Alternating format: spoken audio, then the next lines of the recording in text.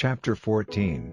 Then certain of the responsible men of Israel came to me and took their seats before me. And the word of the Lord came to me, saying, Son of man, these men have taken their false gods into their hearts and put before their faces the sin which is the cause of their fall. Am I to give ear when they come to me for directions? For this cause say to them, These are the words of the Lord, every man of Israel who has taken his false god into his heart, and put before his face the sin which is the cause of his fall, and comes to the prophet, I the Lord will give him an answer by myself in agreement with the number of his false gods, so as to take the children of Israel in the thoughts of their hearts, because they have become strange to me through their false gods. For this cause say to the children of Israel, These are the words of the Lord, come back and give up your false gods and let your faces be turned from your disgusting things.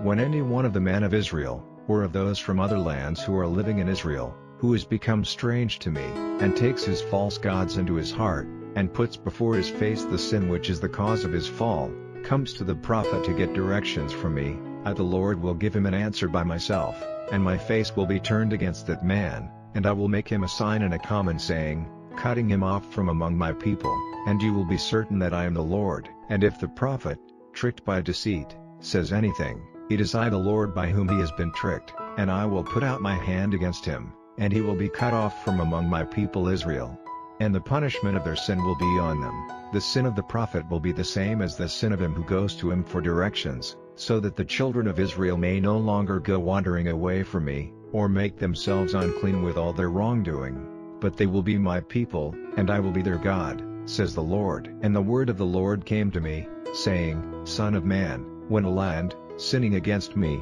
does wrong, and my hand is stretched out against it, and the support of its bread is broken, and I make it short of food, cutting off man and beast from it, even if these three men, Noah, Daniel, and Job, were in it, only themselves would they keep safe by their righteousness, says the Lord. Or if I send evil beasts through the land causing destruction and making it waste, so that no man may go through because of the beasts, even if these three men were in it, by my life, says the Lord, they would not keep safe their sons or daughters, but only themselves, and the land would be made waste. Or if I send a sword against that land, and say, Sword, go through the land, cutting off from it man and beast, even if these three men were in it, by my life, says the Lord, they would not keep safe their sons or daughters, but only themselves. Or if I send disease into that land, letting loose my wrath on it in blood, cutting off from it man and beast, even if Noah, Daniel, and Job were in it,